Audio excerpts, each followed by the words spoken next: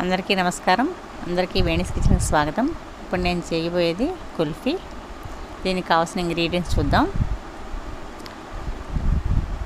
చిక్కటి పాలు తీసుకోండి. 1 లీటర్న్నర తీసుకున్నాను నేను చిక్కటి పాలు. బాదం పప్పులు ఒక 25 బాదం పప్పులు నీటిలో నానబెట్టుకోవాలి. ఒక 1/2 కప్పు షుగర్ తీసుకున్నాను.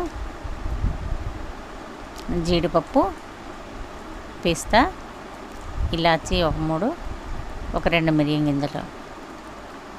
ఈ స్టవ్ ఆన్ చేసి గిన్నె పెట్టి అందులో పాలు పోసుకోండి.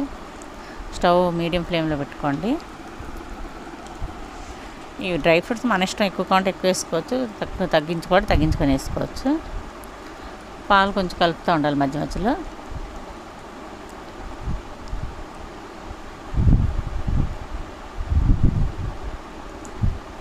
చాలా టేస్టీగా ఉంటుంది ఈ కుల్ఫీ, బాగుంటుంది.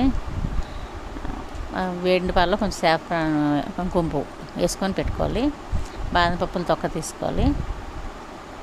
అందులో ఒక 5-6 పలుకులు ఉంచేసి మిగిలినవి మిక్సీలో వేసుకోండి.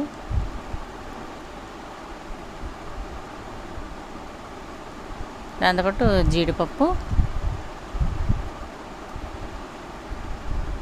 పిస్తా,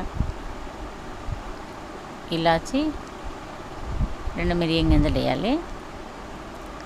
వేసి దాన్ని పౌడర్లా చేసుకోవాలి. ఈ మిగిలినవి పెట్టుకున్న తర్వాత చిన్నగా కట్ చేసుకోవాలి. వీటిని ఈ పొడి రెడీ అయిపోయింది కదా, తీసి పక్కన పెట్టుకోండి.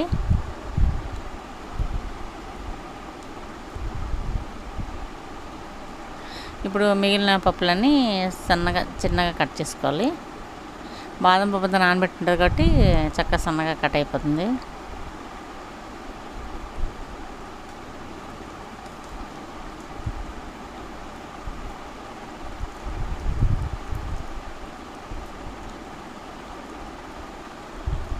మధ్య మధ్యలో పాలు కలుపుతూనే ఉండాలి. అలాగా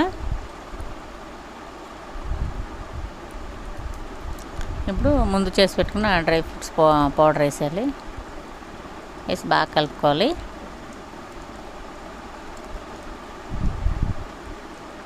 పాలు నెమ్మదిగా అలాగా మరిగి చిక్కబడతాయి పాలు.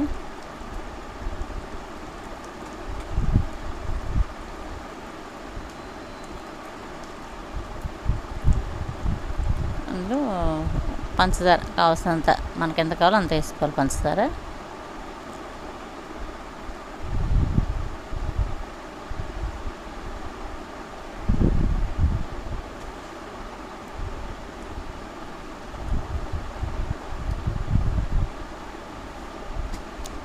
కుంకుమ పువ్వు పాలు వేసేయాలి. ఇది ఎందుకంటే మంచి కలర్ వస్తుంది, అందుకని కుంకుమ పువ్వు పాలు వేయాలి.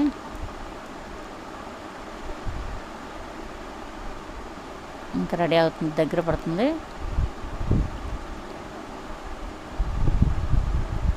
ఇది రెడీ అయిపోయాక దీన్ని చల్లారబెట్టి కప్పుల్లోకి వేసుకోవాలి.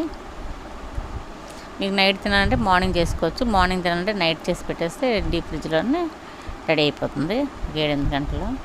పైన ఇప్పుడు కట్ చేసి పెట్టుకున్న డ్రై ఫ్రూట్స్ వేసి 2 సాఫ్రాన్ రెక్కలు కూడా వేయాలి, కుంకుమ పువ్వు రేకులు అన్నీ ఇలా రెడీ చేసుకొని చిన్న చిన్న కప్పుల్లో చక్కగా మూత పెట్టేసి డీప్ ఫ్రిడ్జ్లో పెట్టేసేయాలి. లీటర్న్నర పాలంటే ఒక 7-8 కప్పుల్లో అవుతుంది.